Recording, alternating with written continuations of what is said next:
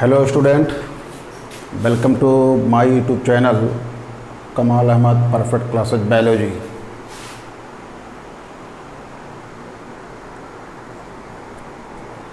पिछले वीडियो में हम लोगों ने देखा कि double helical model of DNA.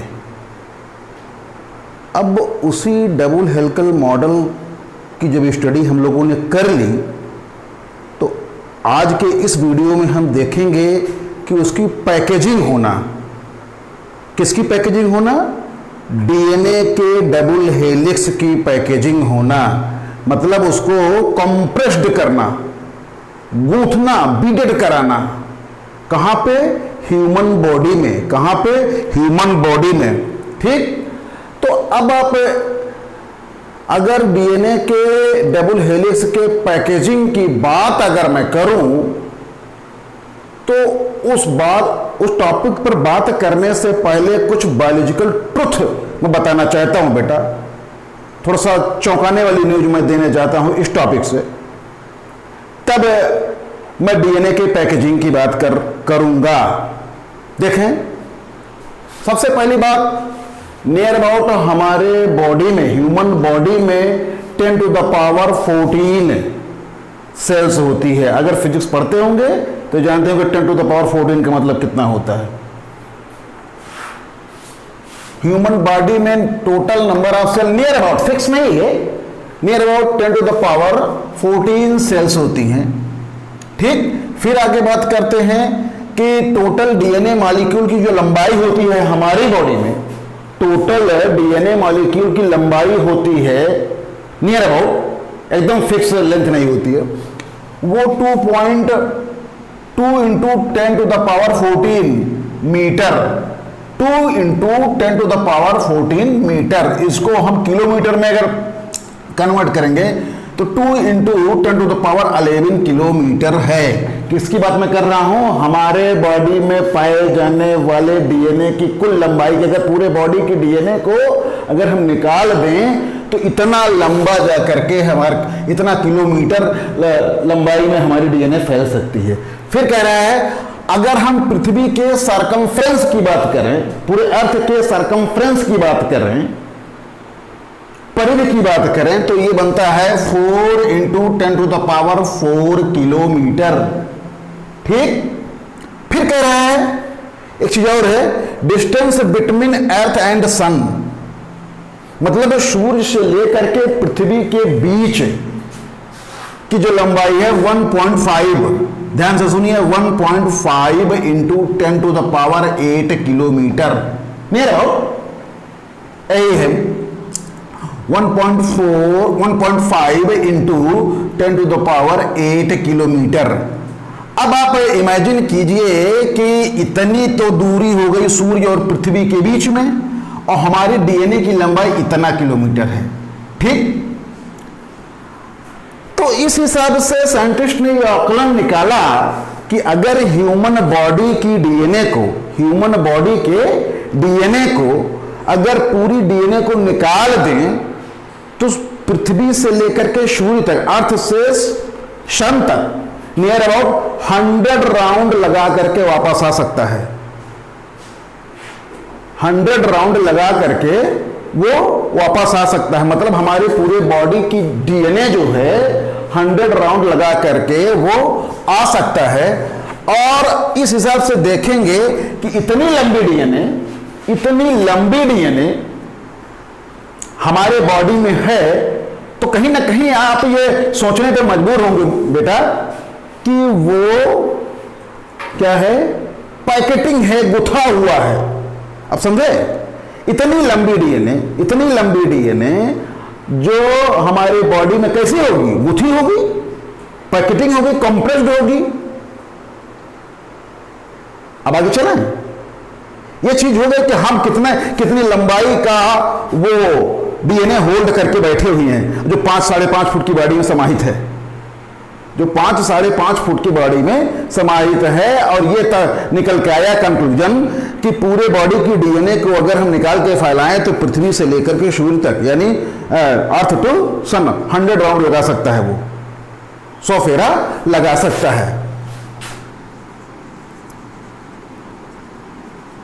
अब ये देखिए, इस डीएनए पैकेजिंग के मामले में सबसे पहले 1960 में एंड 1965 में 1960-1965 के दरमियान एक साइंटिस्ट था मॉरिस विल्किंस, वही डबल हेलिकल मॉडल वाला जिसमें एक साइंटिस्ट था ना, अगले वीडियो में मिलेगा वो चीज। तो उस बंदे ने क्या किया, एक्सरे का डिफ्रैक्शन किया था 1960-65 में। क्या? मॉरिस विल्किंस एक्सरे का डिफ्रैक्शन किया। एक्सरे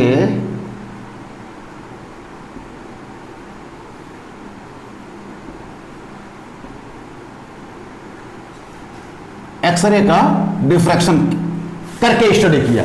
इसके बाद बात आती है 1974 में दो साइंटिस्ट थे, एडा एंड ओलिंस। 1974 में एडा एंड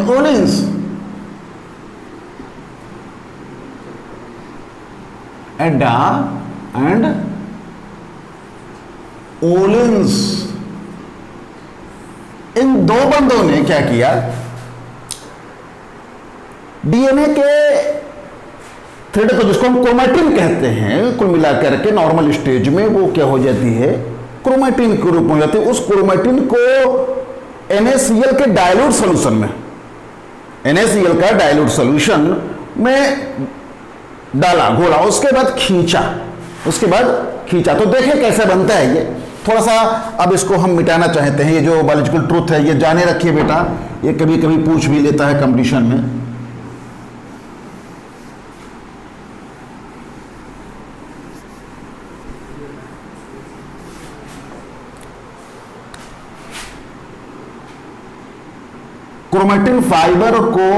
क्रोमैटिन को इन दोनों लोगों ने क्या किया, NaCl के सॉल्यूशन में डुबाया, फिर निकाला।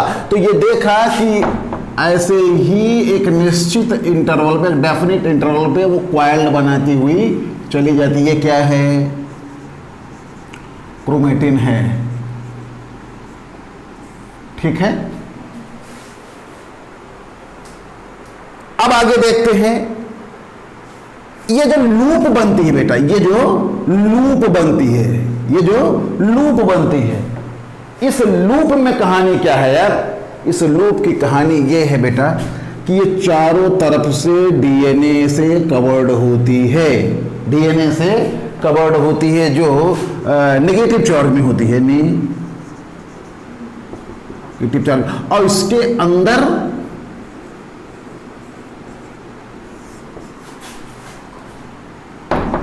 एट प्रोटीन मॉलिक्यूल्स होते हैं जो हिस्टोन प्रोटीन के रूप में होते हैं। अनदर प्रोटीन जो होता है एक H1 प्रकार का, यहां अभी हम इसका खुलासा करेंगे। यहां हमारी टॉपिक है इस डीएनए पैकेजिंग के मामले में, एक यहां पे हमने लिखा है न्यूक्लियोसोम, वो गुथ करके न्यूक्लियोसोम बनाती है। तो अभी पिछले वीडियो में हम लोगों ने देखा बेटा कि डीएनए का डबल हेलिकल मॉडल ऐसे तो था यार, यही था। रफ आइडिया बना रहा हूं, कल वाले वीडियो मिलेगा, ऐसे था ये। ठीक, अब इसको क्या करना है, कंप्रेस्ड करना है। इसको क्या करना है, कंप्रेस। थोड़ा फिर से बना दें हम इसको।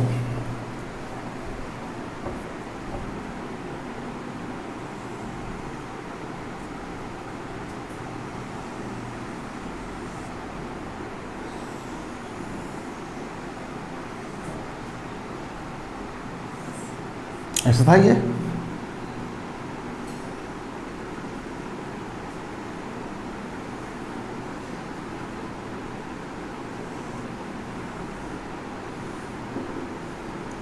अब देखिए, इसको जब कंप्रेस्ड करना है, गुथाना है, बीडेड कराना है, तो ये ऐसे तो होगी यार, ये वही चीज जो अभी हमने इससे पहले फिगर बनाया था।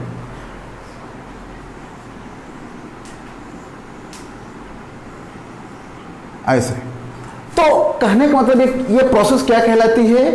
Super coiling. क्या कहलाती है? Super coiling. इस प्रोसेस को हम क्या कहते हैं? Super coiling. Super coiling. और सुपर कॉइलिंग में बेटा 3 स्टेप होते हैं। 3 स्टेप में पूरी सुपर कॉइलिंग होती है डीएनए की। किसकी सुपर कॉइलिंग की बात हो रही है? डीएनए की। और यहां पे जो मैं चर्चा कर रहा हूं, किसके डीएनए की बात कर रहा हूं? यूकैरियोटिक कोशिकाओं में या यूकैरियोटिक सेल में पाए जाने वाली डीएनए की बात कर रहा हूं, जो लीनियर फैशन में होती है। किस फैशन में होती है? लीनियर फैशन में होती है। और वहीं प्रोकैरियोटिक की बात कर दूं तो सर्कुलर मैनर में होती है वो। ठीक, लेकिन फिर मैं थोड़ा सा यहां पे उजागर करना चाहता हूं कि उसी यूकैरियोटिक सेल में जो माइटोकॉन्ड्रिया होती है और जो क्लोरोप्लास्ट होती है, उसमें जो डीएनए पाई जाती है वो सर्कुलर डीएनए पाई जाती है। उसकी चर्चा हम बाद में करेंगे, ठीक है, वो टॉपिक से अलग है यहाँ पे। तो ये सुपर कॉइलिंग होती है, जो कितने स्टेप में होती है? First step, second step, third step. अब इस सुपर कॉइलिंग का जो फर्स्ट स्टेप होता है, जिसको हम क्या कहते हैं? न्यूक्लियोसोम। न्यूक्लियोसोम इस डीएनए पैकेजिंग के अंतर्गत है। डीएनए के हेलिक्स की, ये डीएनए की हेलिक्स है, ये डीएनए की हेलिक्स है। इसको जानते होंगे बेटा, पिछले वीडियो में जो डीएनए का डबल हेलिकल मॉडल बताया था हमने, उसी का है ये फिगर। अब उसी को हमको क्या करना है? गुथना है, बिडेड कराना है। जैसे अभी जो बल्जिबल ट्रुथ बताया हमने कि, और आपने देखा कि इतना लंबा हमारे बॉडी में डीएनए होता है जो हम पूरी बॉडी में समाहित किए होते हैं। तो कहीं ना कहीं आप इमेजिन करते होंगे बेटा कि वो कंप्रेस्ड होगा हमारी बॉडी में। हमारी बॉडी की टोटल लंबाई कितनी? 5 फुट 6 इंच, 6 फुट, 6.5 फुट, एकाध के 10.5 10 फुट का तो होता नहीं, एवरेज मानी जाती है 5 साढ़े 5 फुट। तो अब उस 5 साढ़े 5 फुट के अंदर जो डीएनए है वो उतना लंबा फैल सकता है कि पृथ्वी से लेकर के सूर्य तक 100 राउंड में लगा सकता है। तो कहीं ना कहीं आप सोचने पे मजबूर होंगे, मानने के लिए मजबूर होंगे कि वो डीएनए कंप्रेस्ड है, गुथा हुआ है। अब वो गुथना, जिसको हम सुपर कॉइलिंग कहते हैं, ये सुपर कॉइलिंग की बात 3 स्टेप में होती है। और जिसमें फर्स्ट स्टेप में होती है, मैं यूकैरियोटिक सेल के डीएनए की बात कर रहा हूं पहले, तो वो फर्स्ट स्टेप में न्यूक्लियोसोम मॉडल में गुथता है। वो क्या होता है अभी हम लोग देखेंगे। सेकेंड स्टेप में, थर्ड स्टेप में रिकॉइलिंग, डीकॉइलिंग होता है। ये इसकी हम अलग वीडियो बनाएंगे, है ना। यहां पे जो आपके एनसीईआरटी में टॉपिक है पैकेजिंग ऑफ डीएनए, वो इतने तक न्यूक्लियोसोम मॉडल तक मेंशन है, इसलिए हम यहाँ पे इसकी कटिंग कर दे रहे हैं। सेकेंड और थर्ड स्टेप की चर्चा हम नहीं करेंगे। फिर कहीं आप लोग डिमांड करेंगे, कमेंट करेंगे, तो वीडियो के में देखने के बाद अगर कमेंट करेंगे तो फिर उसकी हम नेक्स्ट वीडियो दे देंगे आपको।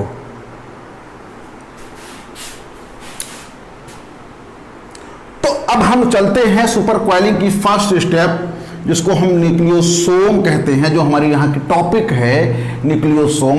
अब आते हैं, बात करते हैं इस पे।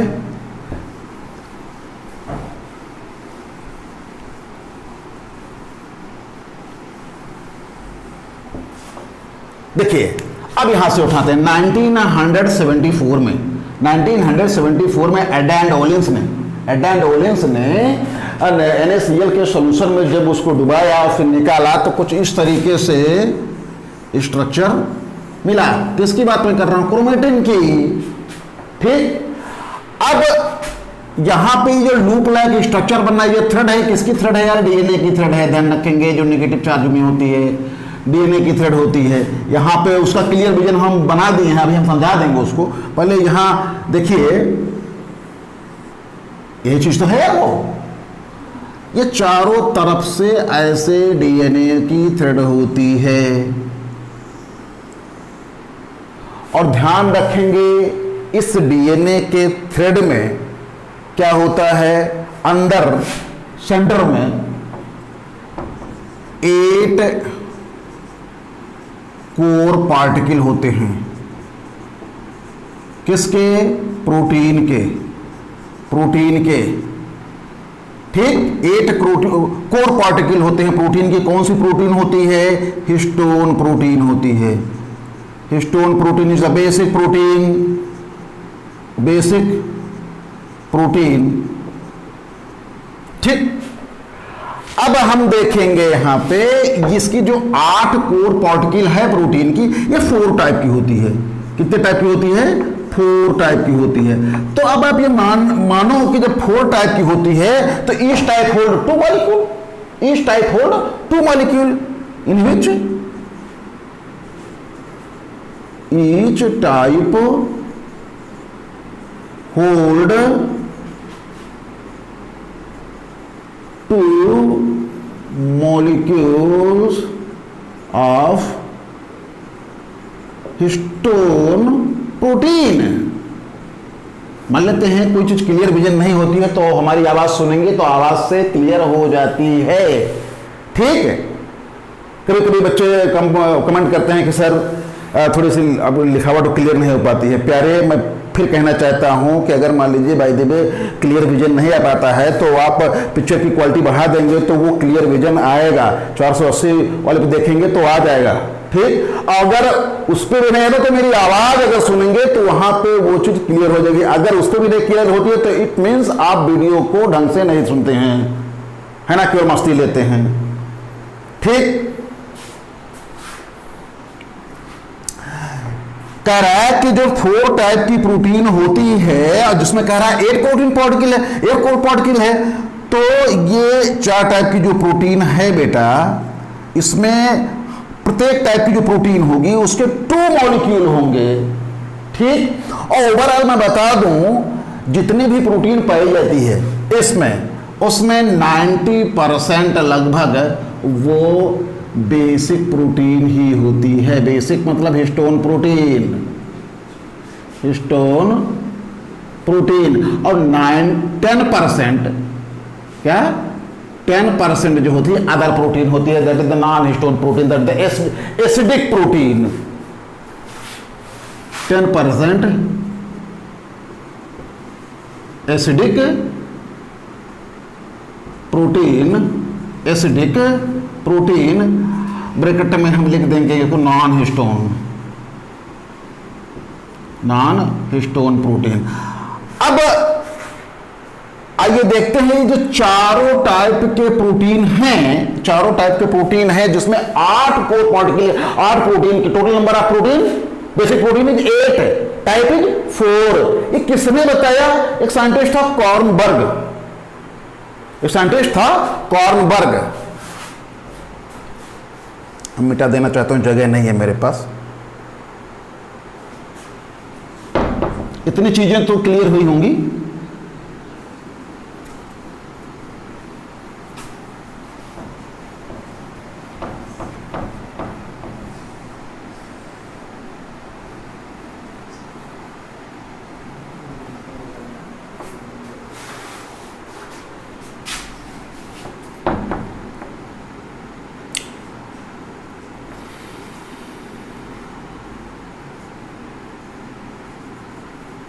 कॉर्नबर्ग, ये भी 1974 की ही बात है। इसी बंदे ने, इसी आदमी ने ये मेंशन किया था कि 4 टाइप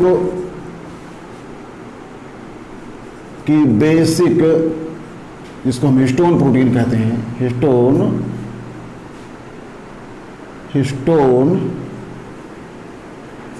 प्रोटीन कहते हैं, ये पाई जाती है, जिसका नाम क्या है? H2A, H2B, H3 और H4। देखिए यहां पे दिया हुआ है H2A, H2B, H3, H3, 2 molecule of H3 यहां पे दिया हुआ है। और इसके भी दो मॉलिक्यूल और इसके भी दो मॉलिक्यूल और यहाँ इसके भी दो मॉलिक्यूल, इसके भी दो ही मॉलिक्यूल। तो कुल मिलाकर के 8 हुआ कि नहीं हुआ? 8 मॉलिक्यूल ऑफ बेसिक प्रोटीन, कुल ऑफ बेसिक प्रोटीन। हाँ, एक चीज और मैं कहूंगा बेटा, ये जो डीएनए की जो थ्रेड होती है, जो कवर्ड होती है, जो लूप बनाती है, यहां पे जहां पे दोनों तरफ से घूम करके फंदा जो लूप बनाती, क्रॉस करती है, उस क्रॉसिंग के बाद वाला जो थ्रेड होता है उसको हम कहते हैं इंटरन्यूक्लियोसोमल डीएनए या लिंकर डीएनए। और जहां पे वो जोड़ती है, जहां पर ये जोड़ती है another type of protein, basic protein according to Kornberg, that is called H1 protein. H1 protein. तो number of protein are 9। Another H1 protein are found in the junction portion of internucleosomal DNA, otherwise linker DNA. It is not found in the core particle. ठीक है ना, इसके अंदर नहीं पाया जाता है ये। ठीक, तो 4 ये हो गया, ये इधर हो गया 5, कुल संख्या कितनी होगी? 9। हाँ, एक चीज ये देखिए, अभी हमने बताया कि ये डीएनए की थ्रेड है वो नेगेटिव चार्ज होती है, ये जो प्रोटीन होती है इस पे वो पॉजिटिव चार्ज होती है, बेसिक प्रोटीन है। यहां पे ये बनी होती है 200 बेस पेयर की। किसकी बात मैं कर रहा हूं? डीएनए थ्रेड की बात कर रहा हूं, जो चारों तरफ से लूप बना रहा है। 200 बेस पेयर की बनी होती है, जो न्यूक्लियोटाइड बेस पेयर होते हैं बेटा, 200 बेस पेयर ऑफ डीएनए जो अंदर लगी होती है। उसमें से डिवीजन क्या है? ये जो लूप बनाती है, ये जो लूप बनाती है उसमें 146 बेस पेयर ऑफ डीएनए होती है, एंड अदर रेसिडुअल बचा हुआ जो 54 बेस पेयर ऑफ डीएनए है वो बनाती है लिंकर डीएनए। जो बाहर लूप निकलती है उस पे होती है, जैसे ये चल करके अगली लूप तो भी बनाएगी यार, ये आगे लिंकर डीएनए जो आगे चल करके अगली लूप बनाएगी। तो एक लूप ये, दूसरी लूप ये, दोनों के बीच में जो स्पेस है वो लिंकर डीएनए है। तो लिंकर डीएनए में 54 बेस पेयर ऑफ डीएनए पाए जाएंगे। ठीक है, total number of base pair 200, in which 146 is the base pair are found in the loop, and another residual 54 base pair are found as a linker DNA base pair. ठीक है, तो अब यहां पे इसका क्लियर विजन दिया गया है। देखिए H2A, तो उसकी दूसरी पार्टिकल यहां हो गई H2A, 2 पार्टिकल हुई H2A के। H2B की एक यहां दिया हुआ, H2B एक यहां दिया हुआ, और यहां डायरेक्टली लिख दिया गया 2 मॉलिक्यूल ऑफ H4। तो आप इसको मानते हैं 1 मॉलिक्यूल इधर, 1 मॉलिक्यूल इधर। ठीक, 2 मॉलिक्यूल ऑफ H3, ये बेसिक प्रोटीन को पार्टिकल के रूप में, तो 1 molecule H3 and other molecule of H3। इसको हम क्या कहेंगे? कोर पार्टिकल है ये। हाँ, एक चीज और बताऊं, इसकी जो लंबाई होती है बेटा टोटल, अब थोड़ा फिर मिटाएं हम।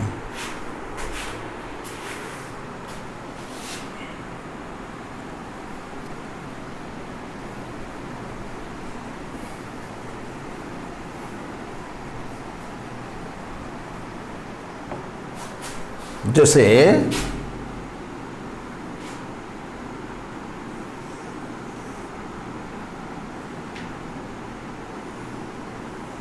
ये है,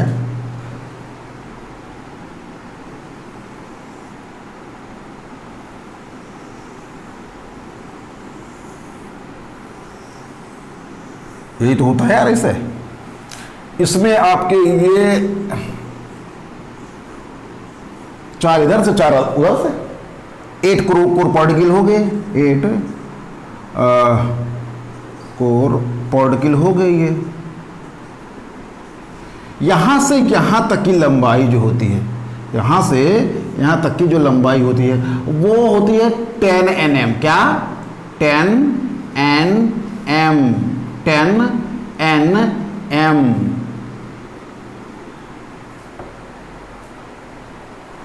और जब ये यहाँ पे अनदर H1 प्रोटीन आ जाता है, H1 प्रोटीन आ जाता है, तो इसकी लंबाई हो जाती है 11 nm। और आप जानते होंगे अगर फिजिक्स पढ़ते हैं कि 10 nm is equal to 100 angstrom. ये जान लीजिएगा, नहीं जानते हैं तो बाकी कैलकुलेशन कर लीजिएगा, ठीक है। 10 nm is equal to 100 angstrom. Okay, इस हिसाब से आप कैलकुलेशन कर सकते हैं। तो यहां से यहां तक इस लूप, इस एंड से लेकर के इस एंड तक, किसकी बात मैं कर रहा हूं? लूप की। वो होती है 10 nm। क्या होती है? 10 nm। और जब यहां से लेकर के यहां तक लंबाई देखेंगे, या ये लगी होती है तब H1 प्रोटीन, तब ये हो जाती है 11 nm। ये H1 प्रोटीन है, ठीक। अब H1 प्रोटीन जब ये होगी, जिसको हम क्या कहते हैं? ये हिस्टोन प्रोटीन है, ये हिस्टोन प्रोटीन है। इसके बाद ये जो लिंकर डीएनए का पार्ट होता है, ये वाला स्पेस, दो न्यूक्लियोसोम के बीच में, मैं किसकी बात कर रहा हूं? सुपर क्वाइलिंग की बात कर रहा हूं। डीएनए हेलिक्स की सुपर क्वाइलिंग जो हो रही है, उसकी फर्स्ट स्टेप जो होती है, जिसको हम न्यूक्लियोसोम का फॉर्मेशन कहते हैं, मैं उसकी बात कर रहा हूं। तो एक कोर पार्टिकल ये न्यूक्लियोसोम, एक अनदर ये, तो दोनों के बीच में ये बताओ बेटा कि ये लिंकर वाला पार्ट है कि नहीं पार्ट है? तो यहां भी प्रोटीन होती है कुछ, that is the non histrionic protein, and the non-histonic protein are found on the linker DNA part. Okay, तो इसको यहां पे हम लिख देंगे। ये क्या होती है? नॉन हिस्टोनिक प्रोटीन,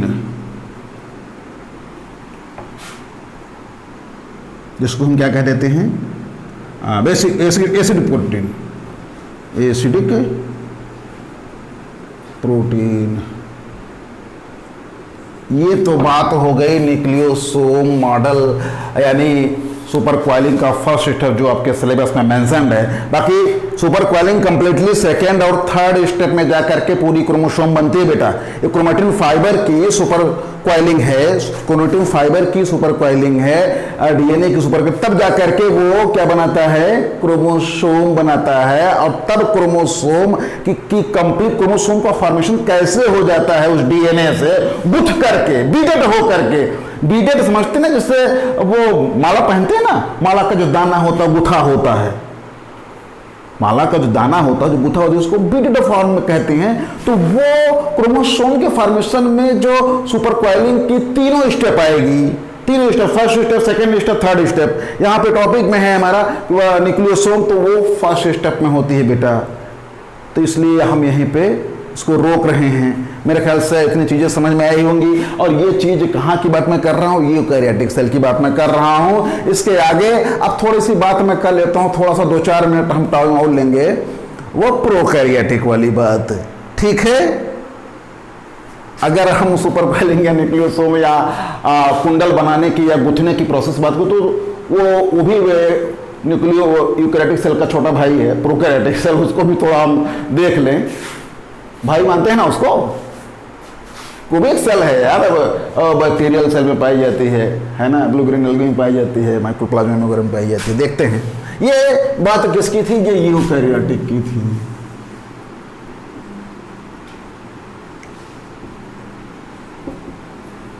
ठीक है, अब हम लोग देखते हैं प्रोकैरियोटिक की बात। थोड़ा सा, बस ज्यादा नहीं है इसमें।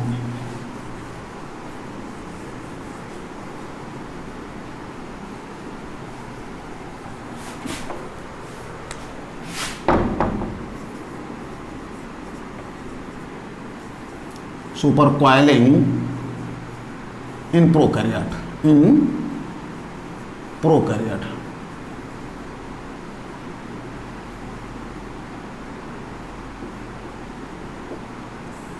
पहले मान लेते हैं कोई बैक्टीरियल सेल है, मोस्टली आप ई कोलाई की बात कर लेते हैं, बेनिफिशियल बैक्टीरिया होता है हमारी बॉडी में पाया जाता है, इसके लिए चेकोलाई पूरा नाम है, इसके लिए चेकोलाई। तो इन बैक्टीरियल सेल में जो न्यूक्लियस होता है वो क्लियर नहीं होता है यार। In bacterial cell you do not found the clear nucleus are undeveloped, लेकिन फिर भी जो है उसका न्यूक्लियर मटेरियल जो है पूरे उसमें बिखरा नहीं होता, एक स्थान पर फिक्स होता है। इसमें होता क्या है यार, HU and H, bacterial cell की बात मैं कर रहा हूं।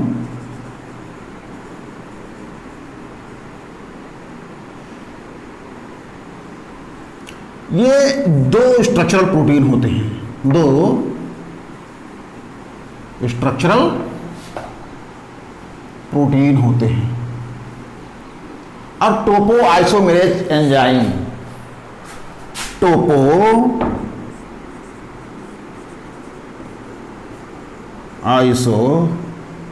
Isomerase enzyme, topoisomerase enzyme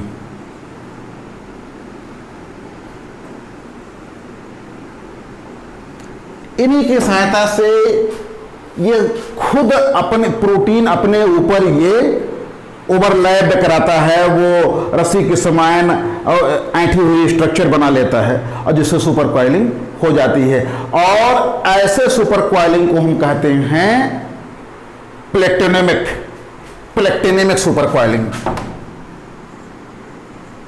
प्लेक्टेनेमिक super coiling. देखिए लड़का करता क्या है, उस यूकैरियोटिक वाले पे ज़्यादा ध्यान देता है, इसको छोड़ देते हैं लोग। नीट में पूछ लेता है कि प्लेक्टोनेमिक सुपर कॉइलिंग का, इसका नाम ही नहीं वो सुन पाता है। ठीक, तो कंपटीशन में बैठा दुनिया जिसको छोड़ देती है वही वो लोग पुटअप करते हैं सवाल। तो कोई चीज़ छोड़िए ना, टॉप टू बॉटम सारी चीज़ को ध्यान में रखिए। तो इस तरीके की जो सुपर कॉइलिंग होती है उसको हम प्लेक्टोनेमिक कहते हैं, जो बैक्टीरियल सेल में पाई जाती है। ये टोपो आइसोमेरेज की कहानी जब हम वो बहुत सारे उसमें एंजाइम मिलेंगे, जब हम वीडियो बनाएंगे बेटा, उसमें क्या कहते हैं, टॉपिक है डीएनए का रेप्लिकेशन, डीएनए का रेप्लिकेशन, जिसमें लीडिंग स्ट्रैंड और lagging strand, Okazaki fragment, replication virgin वगैरह के तब तमाम सारे एंजाइम आएंगे। तो वो इसी लेसन में है, आगे मिलेगा, उसकी वीडियो हम देंगे। मेरे ख्याल से चीज़ें समझ में आई होंगी। तो वीडियो को लाइक कीजिए, शेयर कीजिए और सब्सक्राइब ना किए हो तो सब्सक्राइब कीजिए। चैनल पर बने रहने के लिए सब्सक्राइब जरूर कीजिए और वीडियो को पूरा एंड तक देखेंगे तो चीज़ें क्लियर होंगी। ठीक है, धन्यवाद, थैंक यू।